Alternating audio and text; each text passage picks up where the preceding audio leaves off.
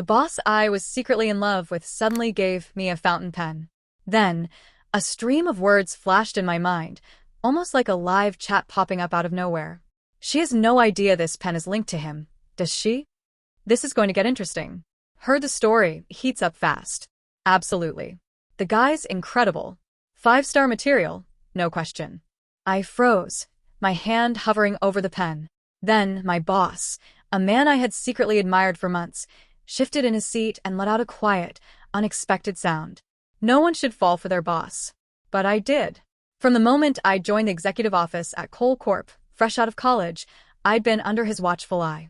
Mr. Liam Cole was famously icy, precise, and rarely spoke unless absolutely necessary. Mistakes in his department were met with sharp, unforgiving criticism. Yet, with me, there was something different. I remember one early mistake that should have had me mortified. My colleagues whispered and stared as I walked to his office, expecting the worst. Inside, Liam was calm, almost gentle. He asked about my adjustment, if I was comfortable, if I felt supported. Not a word about my blunder. Walking out, I lowered my head and pretended to be upset, just enough to blend in. Special treatment bred envy, and I wasn't about to fuel it. Over the next year, I settled into Cole Corporation. My colleagues moved at a frantic pace, perpetually stressed. I worked just as hard, but with a different motivation, to honor the quiet trust Liam seemed to place in me. I never knew exactly what I meant to him, but I wanted to earn his notice, to prove myself worthy. His kindness was subtle, almost imperceptible, yet it set my heart racing. It wasn't overt affection, just tiny gestures, small glimpses of warmth. And that was enough to keep me going day after day. I had a fantastic salary, a manageable workload, and my own sense of purpose. What else could I ask for? When the company landed a major new client, bonuses were handed out personally by the CEO.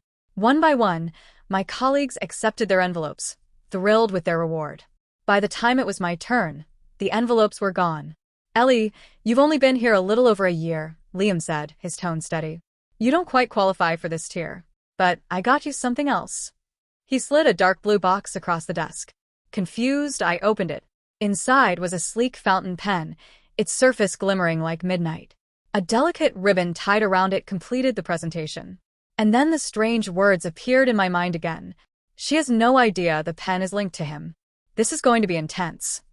He's incredible. 5-star material." I blinked. Was I imagining it? Maybe too many late nights at my desk. "You don't like it?" Liam asked, his usual calm slightly strained. "I love it," I said instinctively, lifting the pen. My fingers brushed against its smooth surface, and a shiver ran through me. Across the desk, Liam's reaction was subtle, yet undeniable. "Take good care of it," he said, his voice husky. "Don't disappoint me." I smiled, a little wider than necessary. "Of course. I won't." And at that moment, I realized my life had taken a turn straight into something bizarre, almost like one of those trashy romance novels I secretly loved. Rules like this existed here now, and all I could do was go along for the ride. When the meeting ended, Liam left the office in a rush, walking briskly down the hall. Something about his sudden exit made me smirk. Maybe I'd pushed a little too far. I took my seat again, my heart still thudding from the memory of his reaction. The pen sat on my desk, gleaming faintly under the fluorescent light. Curiosity got the better of me. I untied the pink ribbon and traced my fingers along its smooth body. Then, I uncapped it and scribbled a few words on a notepad. The ink flowed dark and perfect. The strange stream of messages flickered before my eyes again. "He's completely undone right now. Ellie, stop. He's losing it. How is she so calm? The man's about to short-circuit." I bit back a laugh, half amused, half bewildered. Whatever this connection was, it was real. Suddenly, Chloe, the office's reigning gossip queen, appeared at my desk and snatched the pen from my hand. "Seriously? This is what you got as a bonus?" "Not even expensive," she said with a scoff, turning it over in her fingers. My pulse jumped. That pen was connected to Liam somehow, if she touched it. "Give it back," I said sharply. Chloe arched a brow. "What's your problem?" "I was just looking." I said, "Give it back." Something in my tone made her flinch. She rolled her eyes and tossed the pen onto my desk. "Geez, calm down. It's just a pen. Unless you've got a crush on Mr. Cole." Her voice was loud enough for half the floor to hear. My face heated instantly. "That's ridiculous," I muttered. Before she could say another word, a voice like cold steel cut through the air. What's going on here? Liam stood in the doorway, his expression unreadable. Chloe straightened immediately.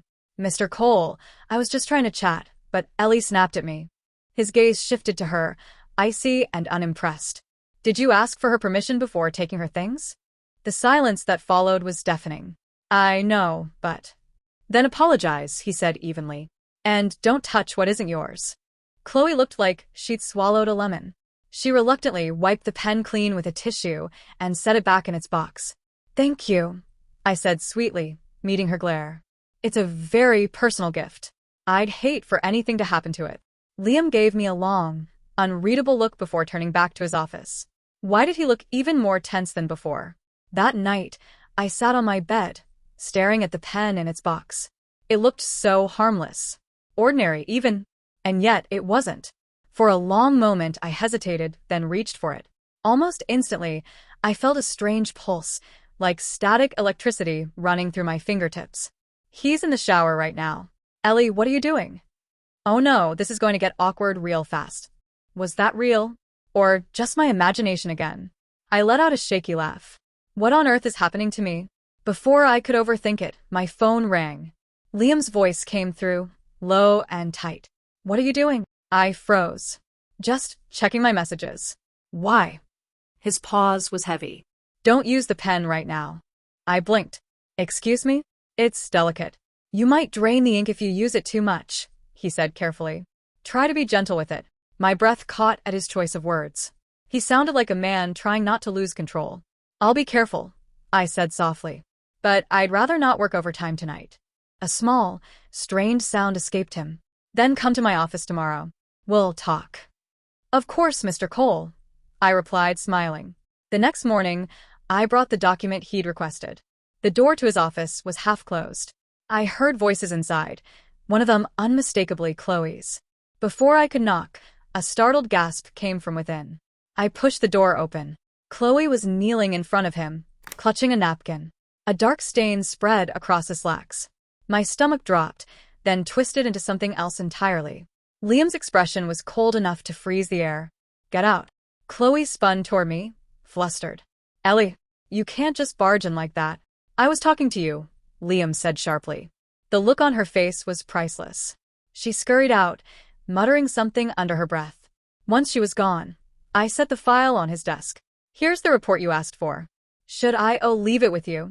His shoulders relaxed, a hint of embarrassment flickering in his eyes. Yes. Thank you. I nodded, then glanced down at the coffee stain. You should probably change before your next meeting. He looked down, mortified. Right. As he turned his private lounge, I took a step back and my fingers brushed against the pen in my pocket. Something inside me tingled.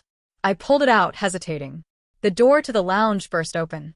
Liam appeared, shirtless, his face red with both anger and something else.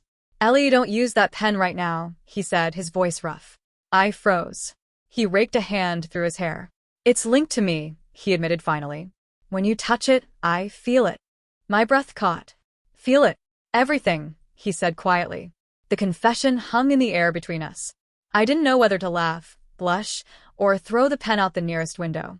Instead, I smiled faintly. That's quite a connection, Mr. Cole. He exhaled shakily, stepping closer. Please be careful with it. I will, I promised. Though you have to admit, it's a little poetic. A long pause stretched between us, heavy with meaning neither of us could name. Then someone knocked. Mr. Cole? Chloe again. He groaned softly. We'll continue this later, he said under his breath. As I turned to leave, I caught a glimpse of his reflection in the glass, tired, flustered, and very human. For the first time, I realized the ice around Liam Cole was cracking. After leaving his office, I noticed the shift in how my colleagues looked at me. There was a mix of surprise and curiosity in their eyes, and it made me feel empowered. I headed to the break room to get a drink. Chloe followed, her steps sharp, her expression tight. What's going on between you and Mr. Cole? She demanded. He barely noticed you before. Now you two are acting so close. I filled my cup and didn't look at her. That's none of your concern. Her voice dropped to a hiss. You think a pretty face is enough to get ahead? He doesn't like you. He's just humoring you. If you're hoping to climb the ladder this way, think again.